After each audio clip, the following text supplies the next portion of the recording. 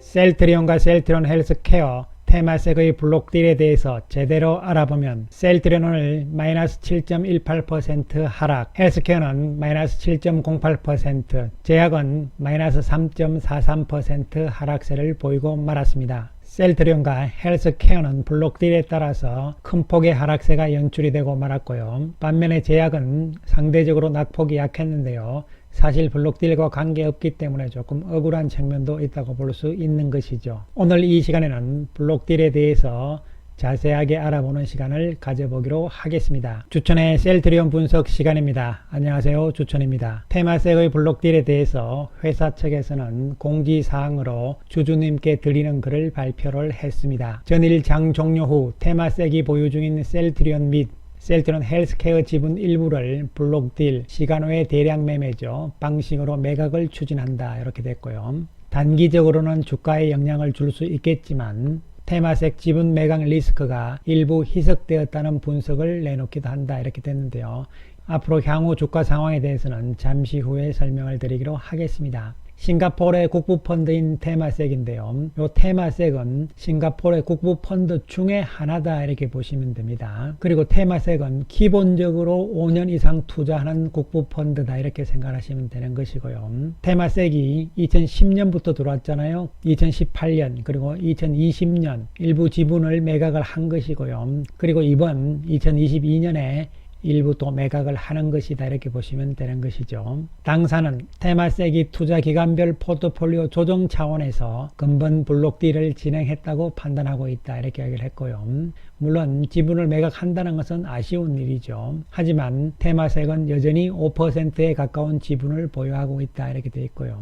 향후 장기 우호 해외 투자자들을 확대하기 위해서 적극적인 IR 활동을 전개해 나가겠다 이렇게 얘기를 했는데요. 자, 그렇다면 이번 블록딜의 구체적인 상황을 살펴보기로 하겠습니다. 3월 21일 어저께 장이 끝난 다음에 나왔고요. 대상 주식은 셀트리온 230만 주, 헬스케어 260만 주가 되는 것이고요. 매도자는 아이온 인베스트먼트잖아요. 이것은 테마색의 자회사다 이렇게 보시면 되는 것이고요. 주관사는 골드만삭스 그리고 JP 모건 이렇게 되어 있는 상황이죠. 그러니까 싱가포르의 국부펀드 중에 하나인 테마색, 이 테마색의 자회사인 아이온 인베스트먼트다 이렇게 생각하시면 되는 것이고요. 현재 셀트리온과 헬스케어의 3대 주주로 등록이 되어 있는 상황이고요. 그 다음에 주관사는 골드만삭스 JP모간인데 주관사는 뭐 하는 데냐면요, 셀트리온과 셀트리온 헬스케어 주식을 소개를 해주는 것이죠. 그래서 이 두 회사는 수수료를 받게 되어 있는 것이죠. 그리고 만약에 이것이 모두 다 이제 분배가 되지 못하고 딴 데 넘어가지 못하게 되면은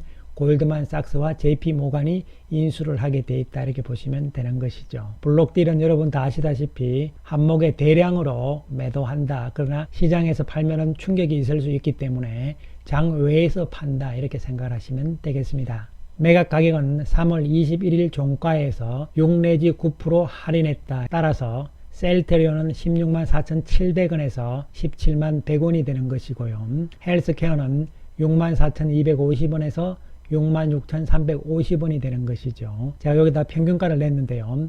셀트리온의 평균 이번 매각 가격은 16만 7,400원이다 이렇게 보시면 되고, 헬스케어는 평균 가격이 6만 5,300원이다 이렇게 생각하시면 되는 것이죠. 그런데 여기서 궁금한 것이 왜 6 내지 9% 할인을 하느냐 이렇게 되잖아요. 자, 여러분 일단 먼저 생각하셔야 되는 것이 블록딜은 이 주식을 가지고 있는 사람이 팔아야 되는데 대량으로 팔잖아요. 그렇기 때문에 바게인 세일의 개념입니다. 조금 싸게 줄 테니까 내 주식 가져가라 이런 뜻이 되는 것이거든요. 그래서 나오는 할인 가격이기 때문에 셀트리온의 가치가 뭐 3월 21일 종가보다 6 내지 9% 낮다 이런 개념의 의미는 절대적으로 아닌 것이죠. 따라서 이 할인율에 대해서는 특별한 의미가 없다는 생각을 하셔야 된다 이런 말씀을 드리고요. 더 쉽게 말씀드리면은 대량으로 물량을 파는데 안 사주잖아요. 그러니까 싸게 할 테니까 가져가라 이런 뜻이 되는 거예요, 여러분. 오늘 역시 블록딜을 한 삼성 SDS는 할인율이 7.5%에서 9%잖아요. 그러면은 최저가 7.5%였으니까 셀트리온보다 할인율이 높다, 많이 싸게 준다 이런 뜻이 되는 것이잖아요. 그리고 평균 가격의 개념은 뭐냐면요,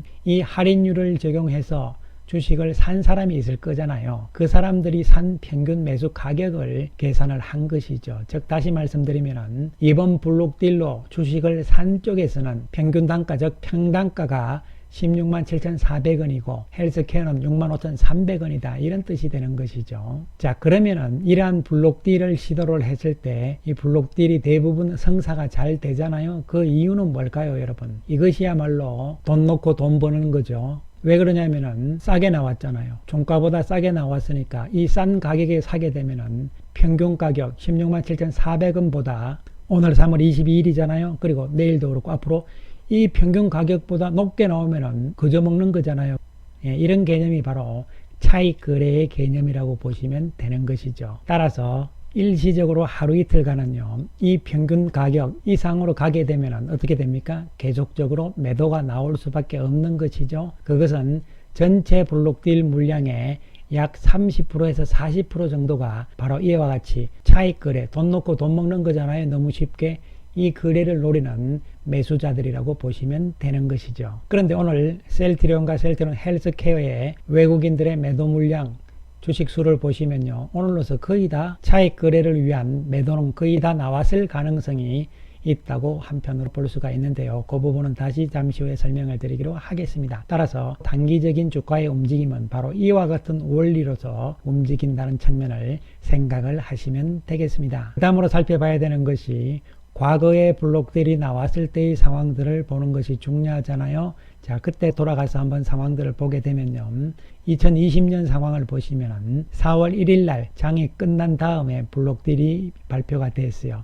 장중에 이미 많이 폭락을 했잖아요. 그런 다음에 그 다음 날인 4월 2일이죠. 바로 오늘 같은 날이죠. 요 당시 아이온 인베스트먼트에서 221만 주 블록들이 나온 것이죠. 그래서 요 날은 주가가 장중에 빠졌지만 회복을 하면서 마감이 되었습니다. 그리고 4월 7일 날 또 350만 주의 블록딜이 나옵니다. 4월 6일 날 장 끝나고 발표가 됐죠. 그런데 이것은 테마색이 아니고 원이쿼티라는 회사에서 가지고 있는 물량이 나왔는데요. 이 원이쿼티는 뭐냐면 JP 모간의 계열 회사입니다. 그러니까 테마색이 블록딜로 매도를 하니까 원이쿼티가 바로 블록딜 매도가 나온 것이고요. 그 이후에 5월 27일 날 역시 원이쿼티에서 JP 모간의 계열사죠.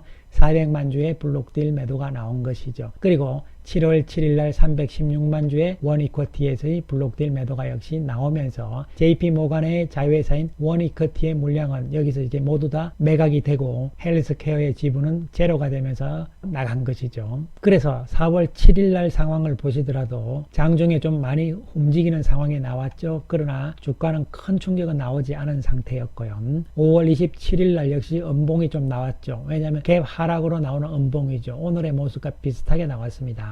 그 다음에 7월 7일 날 갭 하락으로 출발을 해서 장중에 흔들림이 좀 심한 모습이 나왔잖아요. 그런 다음 날부터를 봐야 되겠죠. 주가가 그 다음 날을 안 좋고 왔다 갔다 단기적으로는 합니다. 그러나 시간이 지나면서 좀 올라가는 상황이 나왔고 또 한 번 나왔을 때 역시 갭 하락을 하고 며칠 주춤했지만 다시 올라가는 상황이 나오고요. 그리고 이 이후에는 주가가 좀 하락하는 상황이 나왔는데요. 이 그림을 좀 더 확대해서 살펴보게 되면요, 이렇게 되는 것이죠.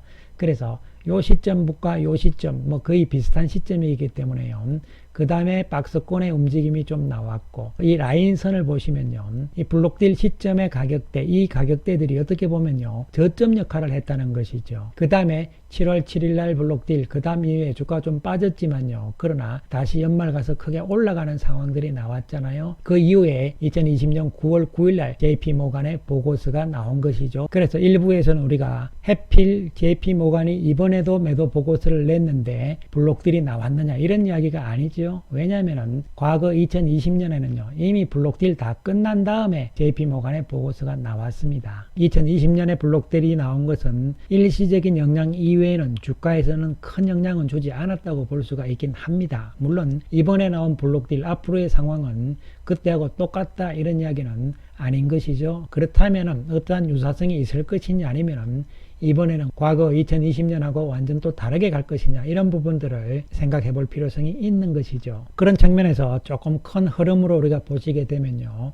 지금 블록딜들이 나온 이러한 시점들, 그 다음에 2020년 연말 가서 주가가 크게 올라간 상황들이잖아요. 그리고 3월 달이 사실은 양봉이 나오긴 했지만요. 3월달 마지막에 가서 올라갔잖아요. 이러한 상황에서 공매도 금지 이야기가 나오면서 이제 올라가는 상황들에서 블록딜이 나온 것이죠. 지금 이 블록딜이 이번에 3월 21일 날 나왔잖아요. 만약에 작년 중간에 나왔다면 또 어떤 상황이 됐을까? 이런 부분들도 한편으로는 생각할 필요성이 있는 것이죠. 그 이야기는 싱가포르의 테마색이 운용 규모가 전 세계적으로 약 340조 원이거든요. 우리나라 돈으로. 그리고 기본적으로 5년 이상의 장기 투자를 하는 그런 성격이기 때문에 자기들은 수익률이 충분히 나온 상태죠. 이런 시점에서 언제 팔 것인가 이런 부분들을 결정을 하는 데 있어서 반드시 가격이 높은 데서 내가 수익률을 많이 내기 위해서 이런 개념보다는 자기들 나름대로의 포트폴리오, 회사에서도 이야기했지만요. 그러한 측면도 있다는 부분이에요. 그런 측면을 염두에 두셔야 되고요. 그 다음에 또 한 가지 중요한 것은요. 2020년에는 블록딜 이후에도 주가가 올라갔잖아요. 그러면 과연 이번에도 그렇게 될 것이냐가 중요한 부분이 되는데요. 그런데 비교를 좀 해봐야 되겠죠. 2020년과 현재의 시점을요. 첫 번째, 2020년 시점에서는 실적이 상당히 좋아졌습니다. 2019년에 비해서 실적이 크게 좋아지는 시점이었다는 부분이 첫 번째 상황이고요. 두 번째로 이벤트 개념에서는 공매도 금지라는 이벤트가 있었잖아요. 이런 상황들이었기 때문에 주가가 훨씬 더 많이 올라갈 수 있는 상황이었고, 또 한 가지는 레키로나주에 대한 기대감이었잖아요.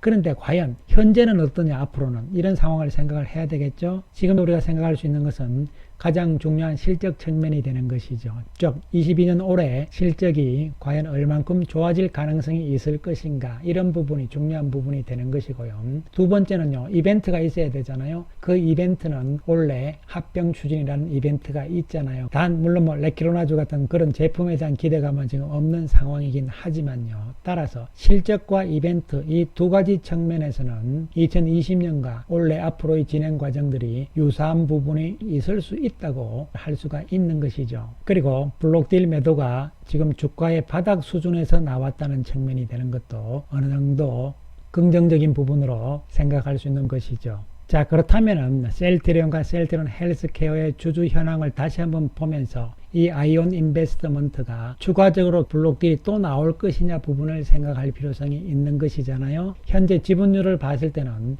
셀트리온의 경우 아이온 인베스트먼트, 이것이 싱가포르 테마색의 자회사라고 말씀드렸잖아요. 이번에 블록딜로 매도를 함으로 인해 가지고 남은 주식 수고요. 따라서 지분율은 5.03%가 되니까 가까스로 5% 이상 주주가 유지가 되잖아요. 그 다음에 헬스케어는 어떤 상황이냐 보시면요. 헬스케어도 지금 6.63%에서 이번에 매도함으로써 4.96%로 내려가면서 5% 이하로 내려갔거든요. 그러면은 앞으로 관련된 합병과 관련해서 5%를 지키려는 건지 아니면은 5% 대주주에 대한 의미를 별로 안 가지고 있는 건지 뭐 이런 부분이긴 하니까요. 추가적인 블록들이 더 있을 가능성과 또 그렇지 않을 가능성 뭐 두 가지 다 생각을 할 수가 있는데요. 제 개인적인 생각은 한 번 정도 더 있지 않을까 하는 생각도 한편으로는 해볼 수 있겠습니다. 따라서 22년에 나오는 이번 블록딜도 포함해서요. 나오는 블록딜 개념들은요. 주가가 높은 수준이 아니기 때문에 그렇게 나쁜 상황은 아니라고 볼 수 있는 것이고, 또한 앞으로 진행될 수 있는 실적 그리고 진행될 수 있는 이벤트가 남아있는 시점이기 때문에 항상 그 시점에서 블록딜을 하고 나갔거든요. 그런 측면을 봤을 때는 그렇기 때문에 주가에 대한 전망도 블록딜 때문에 주가가 못 간다, 이런 개념으로 비관적으로 생각할 이유는 없다고 볼 수가 있는 것이죠. 셀트리온 오늘 외국인들이 1294억을 매도를 했거든요. 자사주는 안 샀어요. 이 부분을 우리가 잘 보셔야 되는데요. 외국인들이 1294억이지만 중요한 것은 몇 주를 팔았느냐 이런 부분이잖아요. 76만 5천 주를 팔았습니다. 이번 셀트리온의 블록 주식 수량이 이 230만 주 가운데서 약 30%에서 40% 정도가 되는 숫자잖아요. 요 숫자만큼, 요 물량만큼은 싸게 샀기 때문에 평균 가격이 16만 7,400원이잖아요. 그렇기 때문에 이것은 말씀드렸듯이 차익 거래 개념이잖아요. 그냥 돈 놓고 돈 먹는 거잖아요. 어저께 만약에 16만 7,400원에 50만 주를 샀다고 치면은요. 500원, 600원만 먹고 팔아도 얼마가 남는 거예요, 여러분. 이런 개념으로 오늘의 외국인 매도는 생각을 하시면 될 것으로 보입니다. 연기금은 83억 정도 매수를 했고요. 따라서 내일도 이러한 상황들이 조금 더 나올 가능성이 있는 것이죠. 즉 주가가 조금 더 올라가게 되면은 블록딜로 샀던 사람들 입장에서는 남는 거니까 다시 또 매도하는 이런 상황이 나오면서 약 30만 주에서 50만 주 정도 물량이 더 나오게 되면요. 그러면 230만 주의 절반 정도가 나오는 것이잖아요. 이 물량, 나머지 절반 물량들은요, 다른 용도를 위해서 길게 가는 매수 보유자들의 성격이 가능성이 있는 것이죠. 오늘 외국인들의 매도는 그런 의미잖아요. 왜냐하면 공매도가 10만 주밖에 안 되잖아요. 전일 8만 주, 2만 주 이런 상황이었기 때문에 76만 주나 외국인들 매도를 했지만 공매도 전가세는 크게 늘어나지 않는 모습이잖아요. 그리고 헬스케어도 같은 개념으로 잘 보시면요. 금액으로는 외국인들이 742억을 매도를 했습니다만 주식수로는 113만 주잖아요. 이번 블록딜 매도 물량이 260만 주잖아요. 그렇기 때문에 거의 40~50% 넘은 상태입니다. 이렇게 되면은 헬스케어도 내일 20만 주, 30만 주 정도 나오면은 급한 물량은 다 나왔다. 이런 측면으로 해석을 할 수 있는 부분이 되는 것이죠. 반면에 제약은 억울한 측면이 좀 있습니다. 블록딜하고 아무 관계도 없음에도 불구하고 외국인들은 7억 매도에 거친 상황이고요. 따라서 양봉의 모습으로서 심리적인 영향을 받은 것이라고 볼 수가 있는 것이고요. 내일 정도에서부터는 셀트리온과 헬스케어가 안정을 찾게 되면요. 긍정적인 주가 움직임이 나올 것으로 예상을 할 수가 있겠습니다. 따라서 블록딜의 개념에 대해서 지나치게 우려하실 필요가 없고 특히 여러분들께서 JP모간 골드만삭스 이름만 보시면은 트라우마가 생기시잖아요. 그러시다 보니까 자꾸 지금 이 블록딜 관계도 음모론이라든가 또 소설이라든가 이런 걸 자꾸 생각을 하시는데요. 물론 좋습니다. 중요한 것은 팩트를 찾아가자 이런 말씀을 다시 한번 강조를 드리고요. 이 블록딜에 대해서 지나치게 우려할 상황들은 아니란 말씀을 다시 한번 드릴 수가 있겠습니다. 중요한 것은 2020년과 마찬가지로 2022년 올해도 실적이 가장 중요한 부분이 되는 것이고 그 가능성은 램시마, SC와 유플라이마로 출발을 하고요. 특히 올해 이것이 잘 진행이 되게 되면요. 내년 2023년의 실적은 더욱더 기대할 수 있다는 측면으로 한편으로 생각을 하셔야 될 것으로 보입니다. 이에 따라서 단기적인 주가의 움직임은 충분히 그럴 수 있겠지만요. 이것이 다다 이런 측면으로 예민하게 생각하실 필요 없이 상황들을 조금 더 보시면서 이번 주 조만간 나올 실적 측면에서의 미국 바이오시밀러 시장에서의 점유율 추이 이런 부분에 초점을 맞추면서 좀 더 보자 이런 말씀 강조를 드리겠습니다. 감사합니다.